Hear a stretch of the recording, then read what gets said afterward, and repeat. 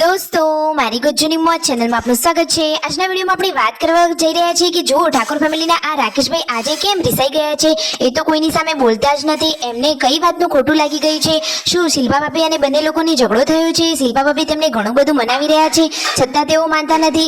આજે તો જો તખાભાઈના ત્યાં રમેલ હતી તો ઘરના બધા જ લોકો ગયા, પરંતુ રાકેશભાઈ રિસાયેલા છે એટલા માટે તેઓ ના ગયા। તો દોસ્તો તેમને કઈ વાતનું ખોટું લાગ્યું છે, શું થયું, કોના કારણથી ખોટું લાગ્યું, કઈ બાબતથી તેમને ના ગમી, એ બધી જ માહિતી મળશે તમને મારા આ વિડીયોમાં।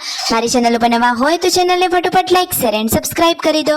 Full video in Thakor family blog channel દોસ્તો ફૂલ વિડીયોની લિંક ડિસ્ક્રિપ્શનમાં મૂકેલી છે, ત્યાં જઈ તમે આખો વિડીયો વોચ કરી શકો છો। આવી ટૂંકી ટચુકડી લાઈવ લેટેસ્ટ ટ્રેન્ડિંગ માહિતી મેળવવા માટે કરી દો મારી ચેનલને ફટાફટ સબસ્ક્રાઇબ। તો ચાલો દોસ્તો વધારે રાહ ન જોતા આપણે વિડીયોની શરૂઆત કરી દઈએ છીએ। તો દોસ્તો તમે વિડીયોમાં લાઈવ જોઈ રહ્યા છો કે તેમાં મમ્મી તો જુઓ ભેંસ અને ભેંસની પાડી માટે સરસ મજાનો નવો આ બાંધકામનો શીલાનું કામ કરી રહ્યા છે। અને રાકેશભાઈ તો જુઓ આજે કેવા રિસાઈ ગયા છે। પૂનમ ભાભીએ તો તેમને કેટલા લાડ લડાવીને મનાવ્યા, શિલ્પા ભાભી પણ તેમનો હાથ પકડી અને જુઓ તેમને પ્રેમથી મનાવી રહ્યા છે, છતાં રાકેશભાઈ તો માનતા જ નથી। ખબર નહીં કઈ વાતનું એમને ખોટું લાગી ગયું છે, કોઈએ એવું તો શું કહી દીધું, શું તેમને કઈ બાબતથી ખોટું લાગ્યું, શું શિલ્પા ભાભીથી તેમને ઝઘડો થયો છે કે ઘરના કોઈ લોકો એમને બોલ્યા કે રણજીતભાઈ અને સંજયભાઈ તેમના માટે કપડાં નથી લાવ્યા એટલા માટે તેઓ રિસાયા છે। તો રિસાવાનું સાચું કારણ શું છે તમને ખબર છે? જો શિલ્પા ભાભી અહીંયા નીચે બેસી અને તેમને પ્રેમથી સમજાવી રહ્યા છે, પૂનમ ભાભીએ પણ ઘણા લાડ પ્યારથી તેમને સમજાવ્યા। તો જુઓ બધા જ પ્રશ્નો પૂછ્યા કે શું તમારે કપડાં નથી લાવ્યા એટલે રિસાયા, કોઈએ કઈ બાબત કહી કે ભૂખ લાગી છે ને જમવાનું નથી મળ્યું એટલા માટે રિસાયા છો? તો જુઓ છતાં પણ રાકેશભાઈ તો કશું બોલતા જ નથી। આજે તો તેમનો ચહેરો મૂંઝાયેલો જ છે અને તેમને જોઈને તો યશુ પણ રડવા લાગી, એને લાગે છે કે આ બધા ઝઘડી રહ્યા છે, છતાં રાકેશભાઈ કોઈની જોડે વાત પણ કરતા નથી, કોઈની સાથે બોલતા નથી। અને જુઓ આજે આ રમેલના પ્રોગ્રામમાં પણ તેઓ ના ગયા। તો દોસ્તો એવું શું થયું હશે? બધી જ માહિતી તમને આ વિડીયો આખો જોશો તો ખબર પડી જશે। તો માહિતી મેળવવા માટે સ્કીપ કર્યા વગર વિડીયોને નિહાળો।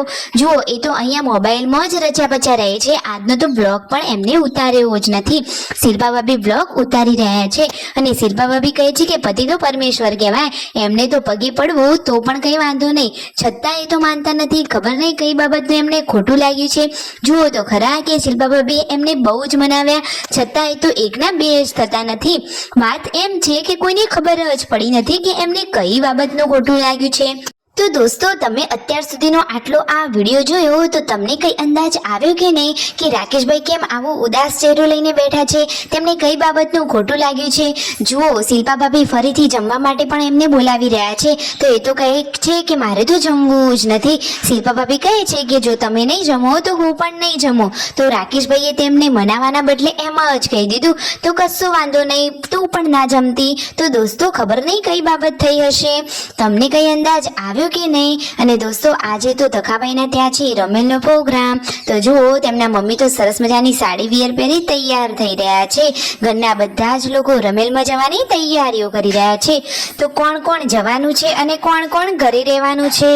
તો જુઓ બધા જ લોકો હવે તૈયારીઓમાં લાગી ગયા છે, તેમના મમ્મી પણ રાકેશભાઈને મનાવી રહ્યા છે કે ચાલો રમેલમાં જઈએ બધા જ, પરંતુ રાકેશભાઈ તો એકના બે જ થતા નથી, એ તો આજે રમેલમાં જવાની પણ ના પાડે છે। શિલ્પા ભાભી આજે પહેલીવાર રાકેશભાઈ વગર એકલા જ કઈ પ્રસંગમાં જઈ રહ્યા છે, એમનું પણ મન નથી છતાં તેઓ જઈ રહ્યા છે। અને તેમના મમ્મી પપ્પા પણ જુઓ સરસ મજાના રેડી થઈ ગયા છે। પૂનમ ભાભી અને પાર્વતી ભાભી જવાના છે કે નહીં? તો ના દોસ્તો, પૂનમ ભાભી અને પાર્વતી ભાભી બંને ઘરે રહેવાના છે અને રાકેશભાઈ પણ જવાની ના પાડે છે।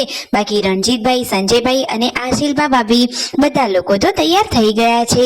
શિલ્પા ભાભી તો લાલ ગાડીમાં હવે જવા માટે નીકળી ગયા છે અને જુઓ ઘરે રાકેશભાઈ અને પૂનમ ભાભી, પાર્વતી ભાભી હતા। તો જુઓ એ તો અત્યારે ટેટી કટિંગ કરી રહ્યા છે, તો મિતાજ તો ટગર ટગર જોઈ રહ્યો છે। આજે તો ઘરે પણ એકદમ ટેસ્ટી રેસીપી બની રહી છે, કહે છે કે બધા લોકો બહાર ગયા છે, આપણે થોડા જણ છીએ તો આપણે પણ કંઈક નવું બનાવીએ। તો જુઓ આજે રેસીપીમાં શું બનાવ્યું છે? સરસ મજાનું શિમલા મરચાંનું શાક, રોટલી અને મંચુરિયન। Subscribe my channel.